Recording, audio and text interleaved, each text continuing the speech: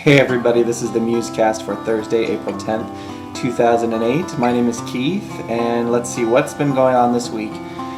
Well, I missed a little bit of work at my survival job last week because I had to drive out of town to go play the music for a funeral.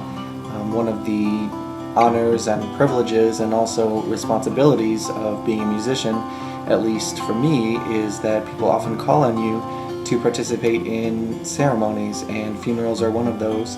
So when a good friend called and asked if I would plan and perform most of the music for her grandmother's funeral, I said yes, of course. So I had to take a day off of work and I drove back to the hometown, and the mass was actually in my own hometown church that I grew up in, so I pretty much knew what to do and how to do it. So we did that, and I got to sing with another old friend, which was really great.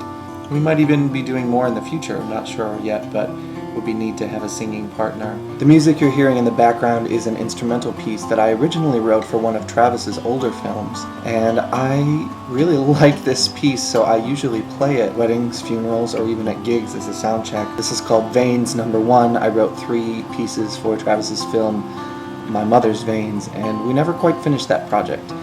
But I do reuse that music, Travis, so I'm glad that you asked me to write it. Last week, Friday, I performed at a bookstore with Danny Schmidt. He was traveling around from his home base in Texas, and he was in Chicago, so I asked him to drive up to Racine, and we played a free will donation evening for people who were downtown in Racine for First Fridays, which is an art walk.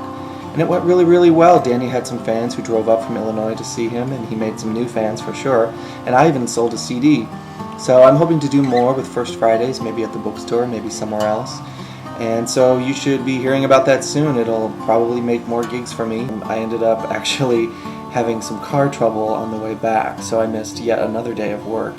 So this week has been really crazy with catching up on my survival job.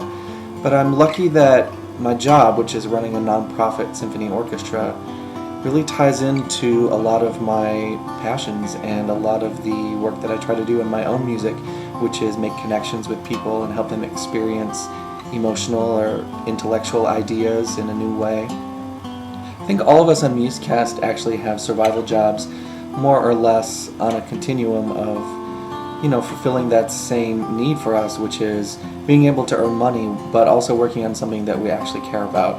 So I'm really thankful that we all have that. And part of the Musecast is advising other people who are trying to make it in entertainment.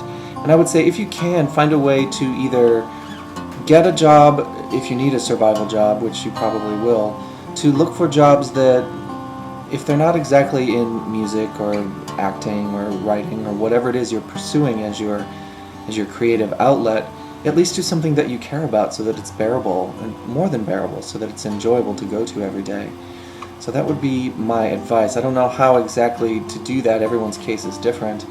Or even to frame a current job that you have that may not be so fulfilling, or may not be something that you care about, but to insert something creative into that. This week I'm listening to Girly Man's new live CD. It's called Somewhere Different Now. Thanks for watching Musecast. See you next week. Ooh, did you just see that lightning? It's raining. Check it out. Come on, thunder.